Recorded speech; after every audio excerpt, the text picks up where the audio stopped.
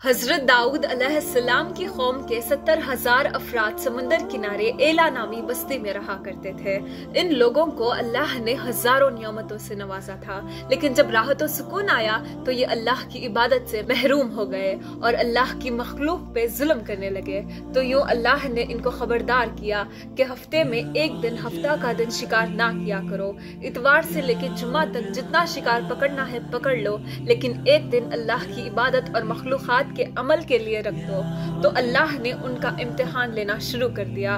वो एतवार से लेकर जुम्मा तक समंदर में मछलियां पकड़ने लगते थे, तो मछलियां ज्यादा मकदार हाथ ना आती और हफ्ते के दिन समंदर को देखते तो उनको बड़ी बड़ी मछलियां नजर आने लगती। उन लोगों में से एक शख्स को शैतान ने वर्ख दिलाया कि परेशान क्यों होते हो, मेरी तरकीब में अमल करो, तुम शिकार से कभी महरूम नहीं रहोगे। बस शैतान के कहने पर उस शख्स ने हफ्ते के दिन कांटा लगा के डोई समंदर में डाल दिया ताकि मछली फंसे, और शैतान ने कहा इस मछली को तुम एतवार के दिन निकालो और यूं हफ्ते की गुर्बत भी बाकी नहीं रहेगी और तुम्हारा शिकार भी हो जाएगा। बस शैतान की बताई हुई तरकीब पे हफ्ते के दिन मछली फंसे रही और वो इतवार के दिन निकालता और खुशी से खाता। जब आसपास के लोग उन्हें पूछने लगे, उनको भी ये तरकीब बताने लगा और यूं उसकी कौम के कुछ लोग हफ्ते के दिन मछली पकड़ के जाल फेंकते और इतवार के दिन निकालते, और कुछ ने तो उस समुंदर में से नालियां बना के छोटे छोटे तालाब बना दिए, गड्ढे बना दिए, ताकि हफ्ते के दिन जैसे ही मछली यहाँ से गुजरे तो उस तालाब में फंस जाए और हम इतवार को उन मछलियों को निकाल के पका के खाएंगे।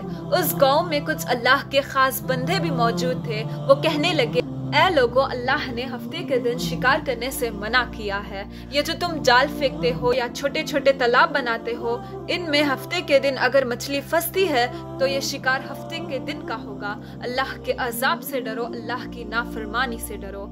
वो लोग उन लोगों का मजाक उड़ाने लगे कि हमारी जो मर्जी होगी हम वही करेंगे। अब उन बस्ती में 3 घरों बन गए। एक वो 70 में वो लोग थे जो उन नाफरमान लोगों की बराबर इस्लाह करते, दूसरे वो जो उन लोगों से नफरत करते थे और खामोशी इख्तियार किए हुए थे, और तीसरे वो जो गुमराह होकर अल्लाह की नाफरमानी कर रहे थे। यूं नेक बंदों ने उस बस्ती के बीच से दीवार को खड़ा कर दिया और ये हुक्म नफीस किया कि अल्लाह की नाफरमानी वाले उस तरफ हो जाएं और हम जो अल्लाह के फरमाबरदार वो इस तरफ रहे।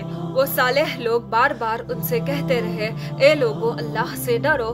कौमे समूद, कौमे लूत का जो हशर हुआ है उसको याद करो, अल्लाह की नाफरमानी ना करो वरना तुम पे भी कोई अजाब आएगा।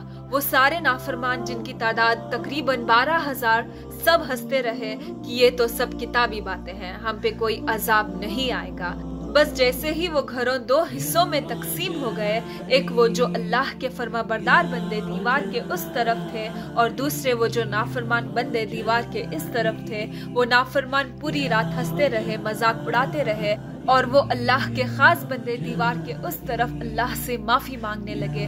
बस जैसे ही सुबह हुई, नेक सालेह इंसान उठे, उन्होंने महसूस किया कि दीवार की इस तरफ से किसी इंसान की आवाज नहीं आ रही है। जैसे ही दीवार की उस तरफ चढ़ के देखने लगे कि सारे के सारे लोग बंदर की शक्ल में तब्दील हो चुके थे और बंदरों की हरकतों का अंजाम दे रहे थे। जो साले लोग दीवार से उस बंदरों को देखने लगे, उन सालेह लोगों में से जो उनके रिश्तेदार थे, उन्होंने उन बंदरों के कपड़ों से अपने अपने रिश्तेदारों को पहचाना और चीख के रोने लगे, अल्लाह से माफी मांगने लगे। लेकिन अल्लाह का अजाब जब आता है तो वो होके रहता है। वो 12,000 लोग जो बंदर बन चुके थे कुछ भी खा पी नहीं रहे थे और यूं 3 दिन बाद वो इस अजाब में आकर फिन्नार हो गए। बेशक अल्लाह उन बंदों को पसंद नहीं करता जो अल्लाह की नाफरमानी करते हैं। ए अल्लाह, हम सबको अपना फरमाबरदार बंदा बना, हमको वैसा बना जैसा तू हमें देखना चाहता है।